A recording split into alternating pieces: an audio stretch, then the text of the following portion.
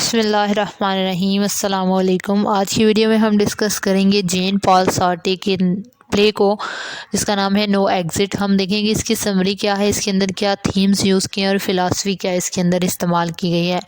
20th century का writer है, Nobel prize winner writer है ये, और काफ़ी इन्फ्लुएंस रहा इसका राइटिंग्स पे। इसकी जो राइटिंग्स थी वो इन्फ्लुएंस हुई थी वार्स से ज़्यादातर, और वो एग्जिस्टेंशलिज्म जो फ़िलासफ़ी है उसके हवाले से बात करता है, जो कि नीत्शे ने पेश की थी, और एग्जिस्टेंस परसीड एसेंस की बात करता है अपने वर्क्स के अंदर ज़्यादातर, कि जो इंसान है उसका कोई मकसद नहीं था। यानी कि रिलीजन को साथ डिसएग्री करता है, रिलीजन को निगेट करता है। रिलीजन हमें ये फ़िलासफ़ी या ये बिलीफ फराहम करता है कि इंसान को पैदा करने से पहले उसका कोई मकसद था, जबकि ये कहता है कि ऐसी कोई बात नहीं है, क्योंकि ये गॉड को ही निगेट करता है और कहता है कोई गॉड नहीं है और इंसान पहले पैदा होता है और फिर अपना मकसद डिटरमाइन करता है। कहता है कि जब ऐसा है कि इंसान पहले पैदा हुआ फिर उसने अपना मकसद डिटरमाइन किया, तो फिर ये कैसी महलूक है, फिर तो इसका कोई पर्पज़ ही नहीं बनता। क्यों? क्योंकि वो कहते हैं कि सबसे पहले हम किसी भी चीज़ का पर्पज़ ढूंढते हैं और फिर उसको तहलीक करते हैं। अब हमने अगर एक पंखा बनाना है तो हम पहले ये सोचेंगे कि हमें एक ऐसी चीज़ चाहिए जो हमें हवा दे सके, यानी कि उसका पर्पज़ पहले हमारे सामने होगा, और फिर हम उस पंखे की सोचेंगे अच्छा ये किस तरह की चीज़ होगी, ये वो, उसकी फिर हम तहलीक करेंगे। जिस भी चीज़ के लिए हमें जो चीज़ चाहिए हो, जिस मकसद के लिए, उस हिसाब से फिर हम वो चीज़ बनाते हैं। यानी कि पहले हमारे जहन में मकसद आता है और फिर हम उसकी तहलीक करते हैं। तो कहते हैं कि इंसानों का कोई पहले मकसद नहीं था, क्योंकि वो तो ऐसे एक्सीडेंटली वजूद में आ गई है इंसानियत, और वो जो कॉन्सेप्ट है कि बंदरों से इंसान बनी उसको लेके वो चलते हैं। तो कहते हैं इसलिए इनका कोई मकसद नहीं है, और जब कोई इनका मकसद ही नहीं है तो ये बिल्कुल लाइफ अब्सर्ड है।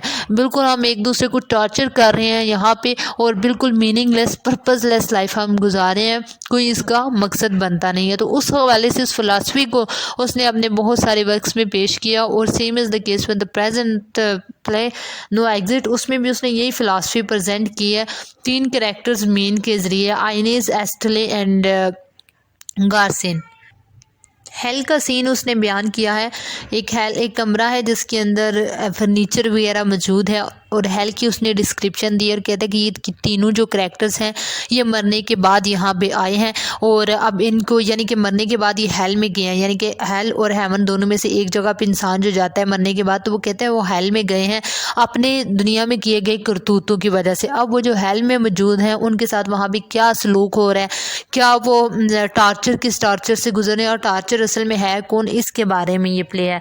तो सबसे पहले जो वालेट है वो एक वहाँ पे ले जाने लाने वाला बंदा है, कह सकते हैं डेवल है, जो भी है, वो वहाँ पे उनको हेल के अंदर उस स्पेसिफिक जगह पे पहुँचाने का ज़िम्मेदार होता है कि जहाँ पे फ़लाँ बंदे ने पहुँचना होता है। सबसे पहले वो वहाँ पे ले के आता है गार्सिन को, और गार्सिन कहता है कहाँ पे हैं वो सारी चीज़ें जिसका दुनिया में बताया जाता है कि वो हेल के अंदर मौजूद होंगी। यानी कि आग के बारे में बताया जाता है, टॉर्चर्स के बारे में बताया जाता है कि पत्थरों से और ठंड का भी अजाब दिया जाएगा, इस सारी चीज़ों के बारे में। तो वो कहते हैं कहाँ वो सारी चीज़ें टॉर्चर करने वाली, यहाँ तो फर्नीचर पड़ा हुआ है, एक खाली सा सादा सा रूम है यहाँ पे। तो उस हवाले से वो पूछता है, जिस पर वैलेट कहता है तुम फिक्र ना करो, टॉर्चर करने के लिए तुम्हें काफ़ी चीज़ें यहाँ पे मिल जाएंगी। अब वो अकेला होता है वहाँ पे। इतनी देर में थोड़ी देर बाद एक और करैक्टर को वहाँ पे लाया जाता है, और उस करैक्टर का नाम है आइनेस को वहाँ पे लाया जाता है, और उसका जो ताल्लुक़ था दुनिया में वो बाद में हम तीनों का डिस्कस करते हैं। और फिर उसके बाद एक और करैक्टर को लाया जाता है जिसका नाम है एस्टेले। अब ये तीनों करैक्टर्स वहाँ पे मौजूद हैं, और तीनों ये मानने से इनकार कर देते हैं कि हमने कोई ज़िंदगी में कोई सिन किया था, कोई बहुत ज़्यादा बुरा एक्ट किया था जिसकी वजह से हम यहाँ। तीनों हैरान होते हैं कि हम हेल में कहाँ आ गए, यानी कि एक दूसरे से अपने सिन छुपाने की कोशिश कर रहे हैं। हालांकि तीनों हेल में मौजूद हैं, और तीनों को डायरेक्टली या इनडायरेक्टली तो पता है कि कोई ना कोई गलत काम करके ही हम यहाँ पे पहुँचे हैं। तो उस हवाले से अब गार्सिन कहता है कि नहीं, मैंने तो कोई ऐसा काम नहीं किया। तीनों का यही मानना है, जबकि आइनेज इनमें से कहती है कि हमें एक दूसरे से झूठ बोलना छोड़ देना चाहिए, और हमें इस बात का पता है कि हम लोग जो यहाँ आए हैं तो किसी स्पेसिफिक गलती की वजह से ही आए हैं, तो सब अपने अपने गुनाह बताना शुरू करो। जिस पर गार्सिन कहता है कि मैंने अपनी वाइफ के साथ बहुत मिसबिहेव किया था, मैंने उसको चीट किया था, और मैं वार से भी भाग गया था। और जिस पर नेक्स्ट अब फिर एस्टेले बताती है अपनी स्टोरी, जिस हवाले से वो कहती है कि उसने अपने हस्बैंड को चीट किया था, और वो स्विट्ज़रलैंड चली गई थी, वहाँ पे जाके उसने एक और लवर बना लिया था जिससे उसका वो प्रेग्नेंट हो गई थी, उसका बच्चा भी था। उसने उस बच्चे को अपने लवर की आंखों के सामने डुबो दिया था और उसके लवर ने खुद को वहीं पे शूट कर लिया था। तो कि उसका उस हवाले से ये सीन था। और इसके बाद आइनेस की बारी आती है। तो आइनेस जो अपने कज़न की वाइफ है उसको सड्यूस करती है। असल में ये होमोसेक्सुअल औरत है आइनेस, और इसी की रिप्रेजेंटेशन कर रही है होमोसेक्सुअलिटी। तो और उसके बाद उसका जो लवर होता है, जो उसका हस्बैंड होता है उसके कज़न का, वो उनको गैस के ज़रिए से बंद करता है वहाँ पे और गैस छोड़ देता है, जिसकी वजह से वो मर जाती हैं। वो सो रही होती है इस हवाले से आइनेस। तो ये इन दोनों तीनों की जो दुनिया की ज़िंदगी है उस हवाले से, उनके जो सीन्स हैं उस हवाले से अब वो बात करते हैं। अब वहाँ पे वो एक दूसरे को टार्चर जारी है। अब आइनेस का हमने पढ़ा कि वो होमोसेक्सुअलिटी उसका एलिमेंट उसके अंदर पाया जाता है। तो वो एस्टेले को सड्यूस करना चाहती है। एस्टेले मैन में ज़्यादा इंटरेस्टेड है, तो वो गार्सिन को पाना चाहती है। जबकि गार्सिन कहता है कि मुझे सिर्फ तुम दोनों ये सर्टिफिकेट दे दो कि मैं कोवर्ड नहीं हूँ। वो वार से भागा हुआ था, तो बस वो ये इनर सेटिस्फेक्शन चाहता था कि वो कोवर्ड नहीं है, बल्कि वो उसने बहादुरी के साथ और उसने सर्कमस्टांसिस को देखते हुए जो स्टेप लिया था वो एक अच्छा स्टेप था। तो ये उस हवाले से तीनों के दरमियान अब डिस्कशन जारी है, जिस पर अब गार्सिन जो है वो ज़्यादा स्टेले तो मान जाती है कि ठीक है तुम कवर नहीं थे। क्यों? क्योंकि वो उससे अट्रैक्टेड है उसकी तरफ और वो चाहती है कि वो उसकी तरफ माइल हो जाए। लेकिन आइनेस ये मानने से इनकार कर देती है कि वो एक कोवर्ड था। वो कहती है तुम एक कोवर्ड थे। कहते हैं ऐसा नहीं है कि तुम एक कोवर्ड नहीं थे, तुम मान जाओ कि तुम थे। और वो कहते हैं ऐसा मैं नहीं मान सकता। अब तीनों में यही कशमकश जारी है। वायलेट उन्हें बता के गया था कि अगर आप लोगों को किसी भी सूरत में मेरी ज़रूरत पड़े तो आप लोग ये बेल बजा सकते हैं लगी हो, या मैं पहुंच जाऊंगा।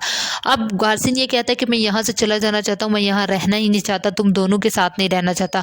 दरवाज़ा इतनी देर में खुल जाता है लेकिन वो बाहर नहीं जाना चाहता। क्यों? क्योंकि वो चाहता है कि आइनेस उसको ये पहले सेटिस्फेक्शन कराए कि वो वाकई कोवर्ड नहीं था, क्योंकि वो इसके साथ नहीं जी सकता। और वो फिर वापस आता है और एस्टेली के साथ किसिंग सीन शुरू कर देता है।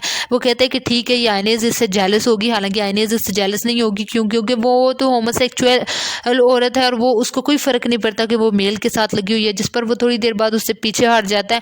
और एस्टेली अब तंग आ जाती है आइनेस से कि ना तो वो हम दोनों का फेयर चलने दे रही है और ना खुद कहीं सुकून कर रही है। तो वो उसको मारने के लिए चीज़ें उठा के उसकी तरफ भागती है। फिर उसे याद आता है कि हम लोग तो पहले ही मार चुके हैं, तो फिर उसको मारने का कोई फ़ायदा नहीं है। और यहीं पे ये प्ले ख़त्म हो जाता है। यानी कि प्ले के अंदर अगर हम देखेंगे बात क्या की है, एग्जिस्टेंशलिज्म, नथिंगनेस, अब्सर्डिज्म, कोई उसके अंदर प्रॉपर मतलब उसने स्टोरी प्रेजेंट नहीं की। उसने बताया कि ह्यूमन बींग्स किस तरह एक दूसरे को टार्चर करते हैं, एक दूसरे की कमज़ोरियों को पकड़ लेते हैं, और बस ह्यूमन बींग्स दुनिया में वो भी इस तरह की ज़िंदगी गुजार रहे हैं और एक दूसरे से सेल्फ डिसेप्शन और फिर एक दूसरे से झूठ बोलना और एक दूसरे से अपने गुनाहों को छुपाना, जबकि हम जानते होते हैं कि हम सब एक ही थाली के चट्टे बट्टे हैं, फिर भी हम इसको छुपाने की कोशिश करते हैं और प्रेजेंट ये करने की कोशिश करते हैं कि हम बहुत अच्छे पाक साफ और इस तरह से अच्छे माहौल में पले बड़े और लेके चलने वाले हैं।